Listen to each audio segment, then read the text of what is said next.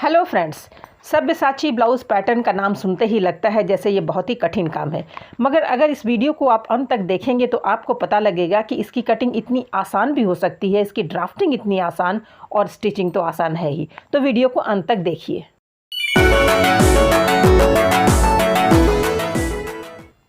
Thirty 36 size के blouse की drafting देखते हैं। शोल्डर 5.25 लिया है मैंने, आर्म होल 5.5, बैक नेक की लंबाई 10 इंचज़, चेस्ट 9 जो 36 का चौथा हिस्सा है, 7.5 वेस्ट हो गया। इसमें 1.5 इंच का टक पॉइंट रखा गया है और ये स्टिच का एरिया। अब इसे रख करके फ्रंट के लिए ड्राफ्टिंग करेंगे तो बैक साइड का जो है वो पेपर पर रख कर हूबहू उसे छाप लें। याद रखिए, फ्रंट में कभी भी डायरेक्ट फैब्रिक कट ना करें। तो ये मैंने छाप लिया। नेक फ्रंट में 8 इंच का लूँगी, आर्म होल 1/2 इंच अंदर की तरफ, ये गहराई देने के लिए। ये है बस्ट लाइन 10 और लोअर बस्ट 12। ये बहुत ही इम्पॉर्टेंट मार्किंग है, इसे ज़रूर आप मेज़र करें। 8 इंच गले के लिए और 3 इंच चौड़ाई मैंने गले की रखी है। आप कोई भी शेप दे सकते हैं। तो जो सबसे बढ़िया शेप होता है सब्यसाची का वो ये पान का शेप होता है। वैसे ये आपकी मर्ज़ी है। अब लोअर बस्ट लाइन और फुल बस्ट लाइन को मिला देंगे। अब निकालते हैं बस्ट पॉइंट, जो कि फुल बस्ट का 10वां हिस्सा यानी 37 का 10वां हिस्सा। सॉरी, मैं यहाँ 36 लिख बैठी हूँ, वो गलत है, 37 होगा।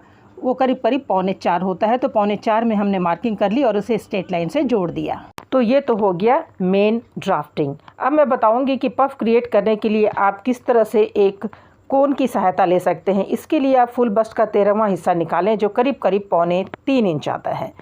तो पेपर को फोल्ड करके आप 3.25 पर सेमी सर्कल ड्रॉ करें, जैसा कि आप वीडियो में देख पा रहे हैं। ये सेमी सर्कल मैंने ड्रॉ कर लिया। इसको कट कर लीजिए और एक स्ट्रेट लाइन ड्रॉ कर लेंगे उसके टिप से। अब नीचे जो है वहाँ पर 3.25 का आधा यानी 1.5 से 1 पॉइंट कम पर पॉइंट लगाएंगे और उसे टिप से मिला देंगे। दोस्तों, यही लाइन इम्पॉर्टेंट है। इस लाइन की भी साइज़ जो होगी वो 3.25 ही होगी। तो बाकी पार्ट हम काट कर अलग कर देंगे। इसे नाप कर देखिएगा तो तीनों तरफ से ये 3.25 ही निकलेगा। अब इसका मिड लाइन जो है उसको ड्रॉ कर लें ताकि आप ड्राफ्टिंग कर सकें। इसका साइज़ आप लिख सकते हैं, अलग अलग साइज़ के आप बना करके रख सकते हैं, जो किसी भी पैटर्न के ब्लाउज़ में आपको मदद करेगा। तो इसका जो लाइन है उसको इस लाइन से मिलाएंगे। मिला करके इस ट्रायंगल को यानी इस कोन को एज़ इट इज़ ड्रॉ कर लेंगे, छाप लेंगे। इसे अच्छी तरह से ड्रॉ कर लेते हैं और ये जो बस्ट पॉइंट जो 3.25 है, पॉइंट के उधर भी हम 3.25 ही लेंगे इक्वल डिस्टेंस में और इस पॉइंट को कोन से मिला देंगे और इसी पॉइंट से आर्म होल की तरफ स्ट्रेट लाइन खींचेंगे। अब इसमें हल्की सी गोलाई दे देंगे। बहुत ही आसान है दोस्तों, आप देखेंगे कि इतनी आसानी से बन सकता है ये। अब इसका हाफ लेंगे फुल बस्ट और लोअर बस्ट का और उस पॉइंट से इसे मिलाएंगे और इधर भी हल्की गोलाई दे देंगे। आप चाहें तो इसे बस्ट लाइन तक भी मिला सकते थे। ये कट एरिया जिस पॉइंट से हमें कट करना है, ये कोन जो है हमें काट के अलग कर लेना है और ये जो स्ट्रेट लाइन बेल्ट तक जा रहा है इसे भी हमें काट कर अलग कर लेना है। तो उस केस में क्या होगा कि बेल्ट छोटा हो जाएगा। लंबाई से आधा इंच हम बढ़ा लेते हैं। ये कट एरिया है। अब मैं बताती हूँ कि जो 3.25 इंच कट के अलग हो जाएगा तो उतना हमें ऐड करना होगा साइड से। 1.5 इंच हमने पीछे से टक पॉइंट पहले ही लिया हुआ था, तो उसको अगर हम माइनस कर देते हैं तो 1.25 इंच हमें ऐड करना होगा। तो चलिए सावधानी के लिए हम लोग 1.5 इंच इसमें एक्स्ट्रा ऐड करेंगे और ऊपर लूजिंग दे देते हैं 3 पॉइंट का। इसे मिला लें। लूजिंग आप 1/4 इंच भी दे सकते हैं। अब ये जो सिलाई वाली लाइन है वो बैक वाली फैब्रिक रख करके मिला लीजिए और ये स्टिच का जो एरिया है, जो मार्जिन है, वो आपको मिल जाएगा। तो ये सिलाई मार्जिन आप ड्रॉ कर लें। ये सिलाई मार्जिन है। तो सिलाई मार्जिन अब जो है आप बेल्ट का ऊपरी हिस्सा यानी जो लोअर बस्ट है उसका मेज़रमेंट कर लेते हैं। तो वो 7.5 आ रहा है, थोड़ा ज़्यादा होना चाहिए। तो उसके लिए हम क्या करेंगे कि जो लोअर बस्ट की जो लाइन है यहाँ पे 1/2 इंच बढ़ा लेंगे। तो कैसे बढ़ाएंगे वो मैं ड्राफ्टिंग में शो करूँगी।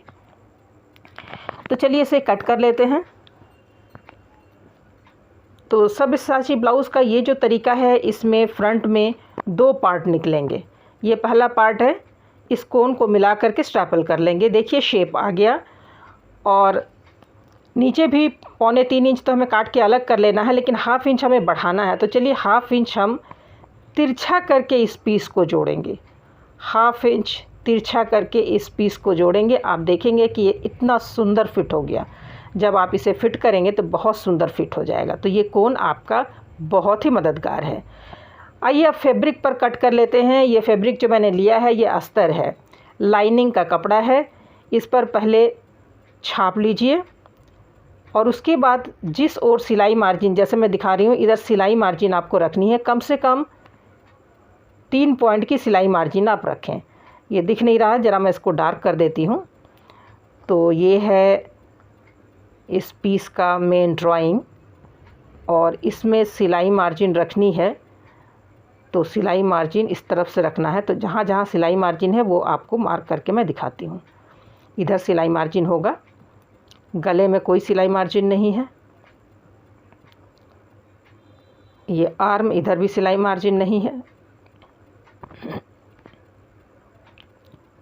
कोन में सिलाई मार्जिन रखनी है आपको। और इधर हुक पट्टी के लिए भी आपको मार्जिन रखनी है। तो ये तो हो गई पीस नंबर 1 की ड्राफ्टिंग।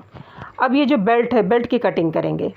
तो बेल्ट को तो हूबहू छाप लेंगे। इसमें सिलाई मार्जिन इसलिए नहीं रखनी है कि 1/2 इंच हम लोग नीचे पहले ही बढ़ा चुके थे, इसलिए इसकी ज़रूरत नहीं पड़ेगी। इसको आप हूबहू छाप करके कट कर लीजिए। तो बस ये 2 पीस फ्रंट का और बैक का पोर्शन तो मैंने डायरेक्ट ही लाइनिंग में कट किया था। अब मेन फैब्रिक को इस लाइनिंग के आधार पर काट लेंगे।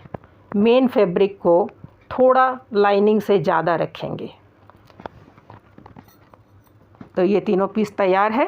अब मेन फैब्रिक की कटिंग करेंगे। तो मेन फैब्रिक की कटिंग मैंने कर ली है, ये आप देख सकते हैं। तो अब स्टिचिंग दिखाते हैं। तो ये है पार्ट 1 फ्रंट का। इसे पहले लाइनिंग को मेन फैब्रिक पर चिपकाने के लिए चारों तरफ से स्टिच डाल देंगे और स्टिच डालने के बाद एक्स्ट्रा फैब्रिक को कट कर लेंगे।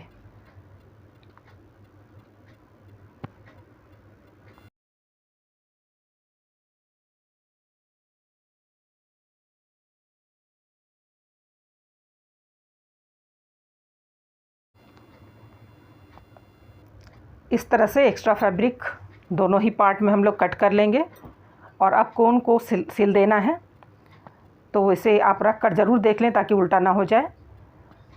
तो ये जो कोन हमने कट करके बाहर निकाला था उस एरिया को भी हम स्टिच कर देंगे।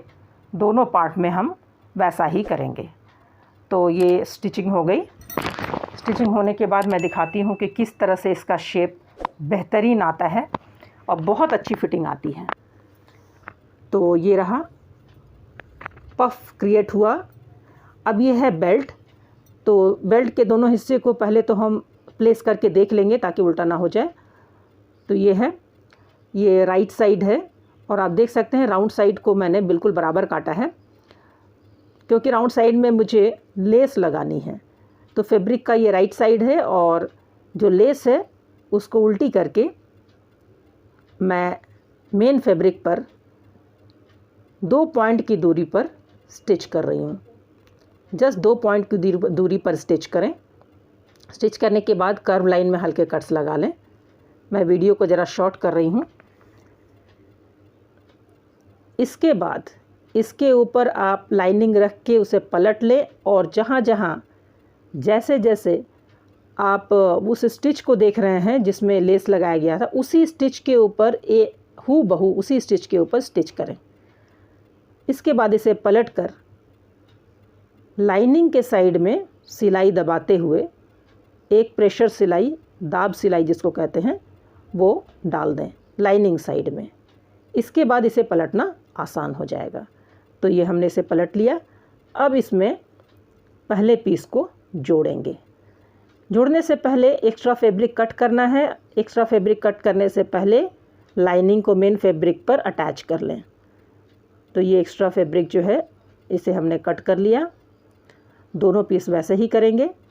अब इसमें अटैच करना है इस पीस को। अटैच करते समय हम इसे ऊपर रखेंगे और उतना ही पॉइंट दबाएंगे जितना हमने ड्राफ्टिंग के समय लिया था।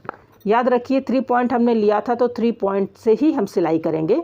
उससे ज़्यादा करेंगे तो फिटिंग में मुश्किल आ जाएगी। तो इस तरह से इसके ऊपर बिठाते हुए सावधानी से आप इसे अटैच कर दें और एक दाब सिलाई और चला दें। इससे फिनिशिंग बहुत ही प्यारी आती है। तो इस तरह से दूसरा पल्ला भी हम तैयार कर लेंगे। तो ये आप देख सकते हैं। इसके बाद एक्स्ट्रा फैब्रिक कट कर देना है। एक्स्ट्रा फैब्रिक कट करने से पहले उसे अटैच ज़रूर कर लें लाइनिंग को मेन फैब्रिक से। तो ये तैयार हो गया।